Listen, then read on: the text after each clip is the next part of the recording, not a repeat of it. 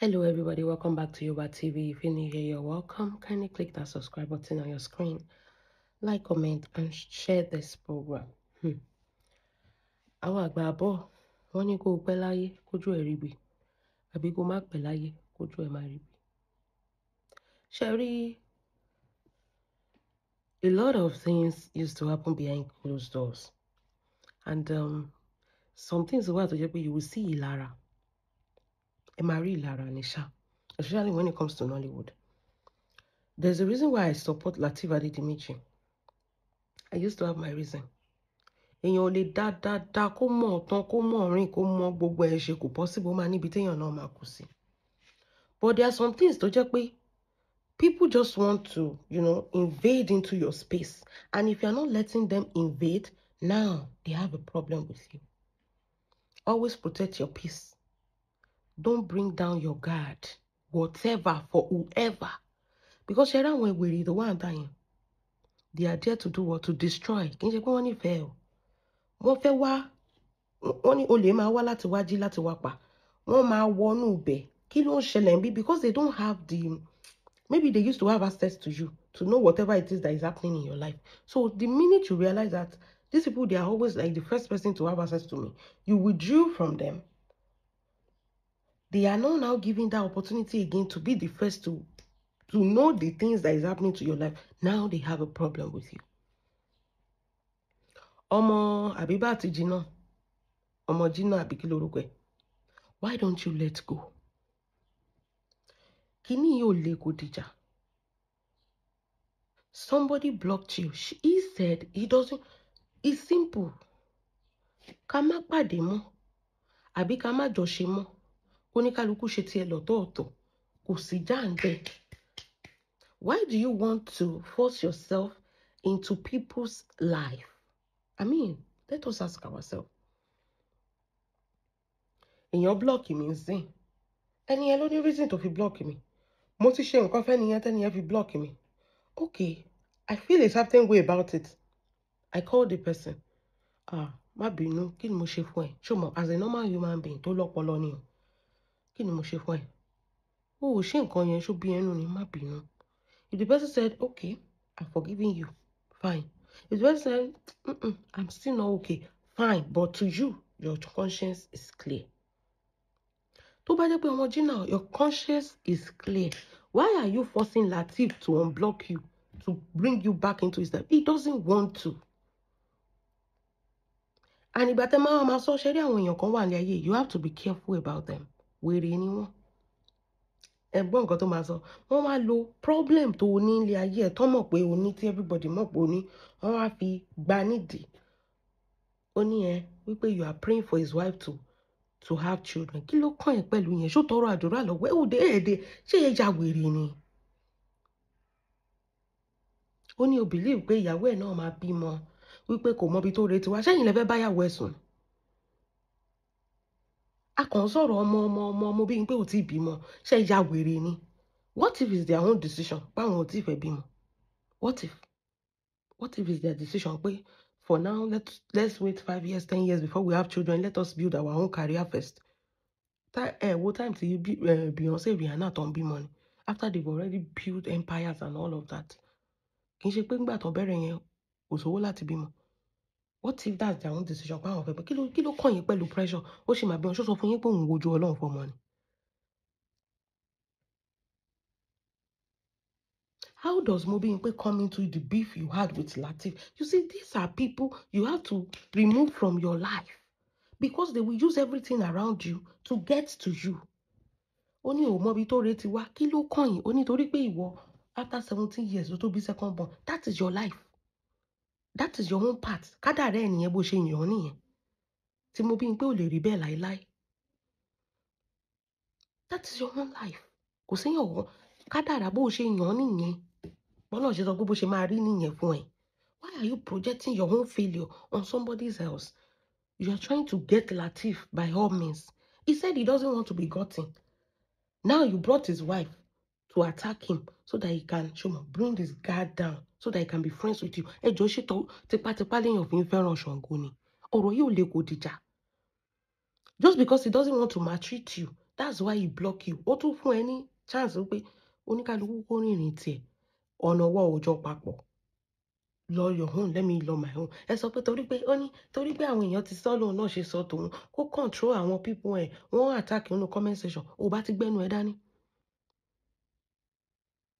If you know you don't want them to attack you, why do you go for Adedimeji? You know he has a bigger and stronger fan base. Ọmọ yẹn máa ṣe fíìmù ẹ̀ ní promote ẹ̀.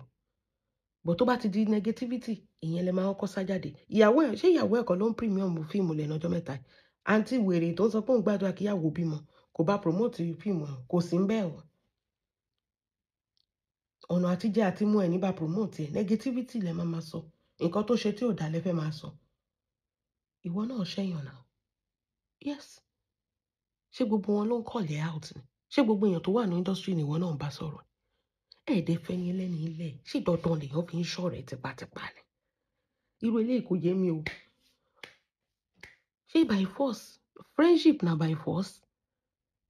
Ṣé dandan lèèyàn fi ń ṣọ̀rẹ́ tipá? Ó lóun ò ṣọ̀rẹ́ yín, ẹ máa lọ, olórí burúkú ló pọ̀ jù nínú yín. Ẹ sọ pé dandan kó wá, kí ló dé tẹ fẹ́ jẹ́ the first person tó máa gbọ́dọ̀ máa mọ information about him?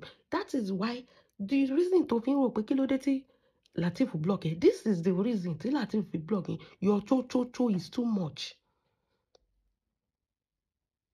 Majority of you don't have sense. Show jẹun nígbà tó ti block ẹ. Oh, they fit life. If your life is so important, why are you prognosing into Lateef's life? Why don't you face your craft? Ọjọ́ wo ló ti ṣe fíìmù last? Oh, rí fíìmù ṣe ń sì báyìí. Dragging of your fellow mate ló ń ṣe. You are dragging people that are doing their own movie. No be juju be that.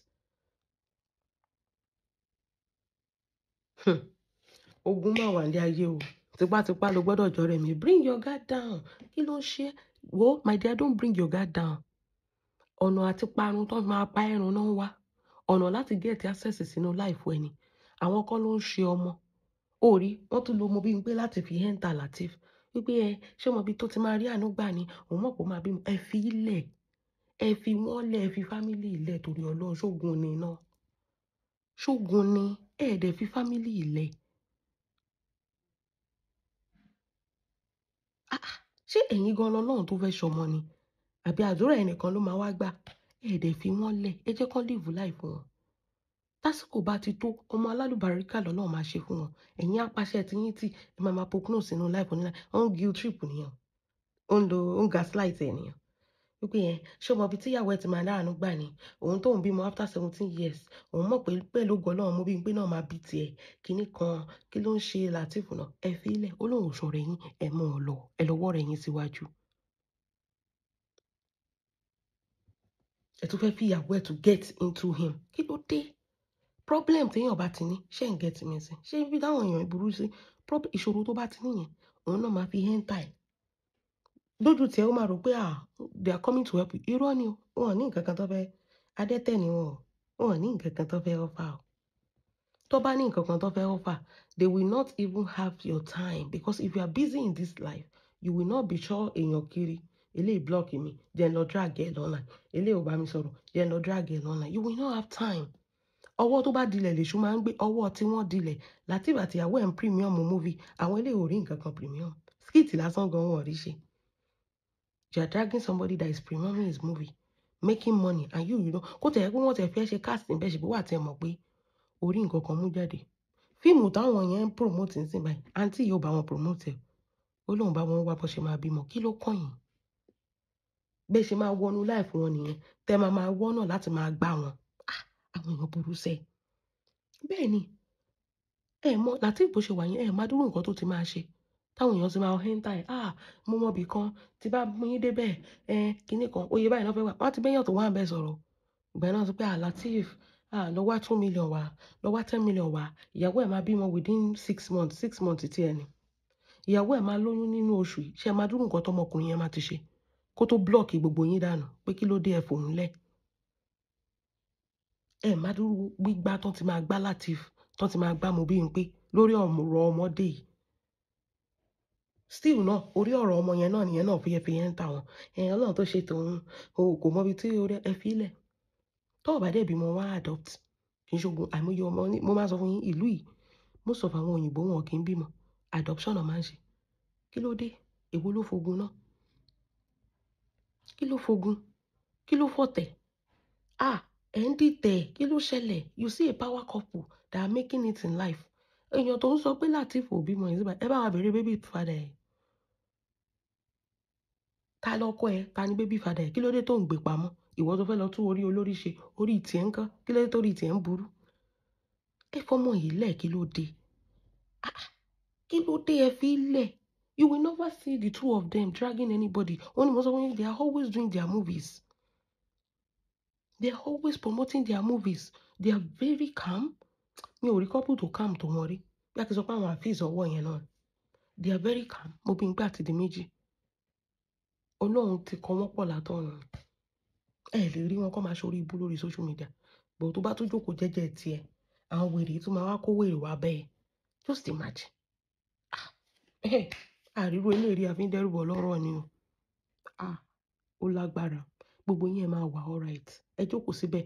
Kọjọ́ máa lọ lórí yín. Kẹ́ máa bímọ pẹ̀pẹ̀pẹ̀. Yín tẹ́ bí gan, kí ni ta ló bá yín tọ́jú ẹ̀? Bẹ́ẹ̀ sọ pé èèyàn kan àṣẹ kíní kan. Ó jẹ́ lọ tọ́jú àwọn ọmọ tiẹ̀ kó lọ wáṣẹ́ ṣe. Àìníṣẹ́ náà ni kó máa ganu sí life oní life. Ṣé wọ́n béèrè assistance lọ́wọ́ ẹ̀? Àbí ìwọ ọjọ́ náà tó ń ṣe ọmọ?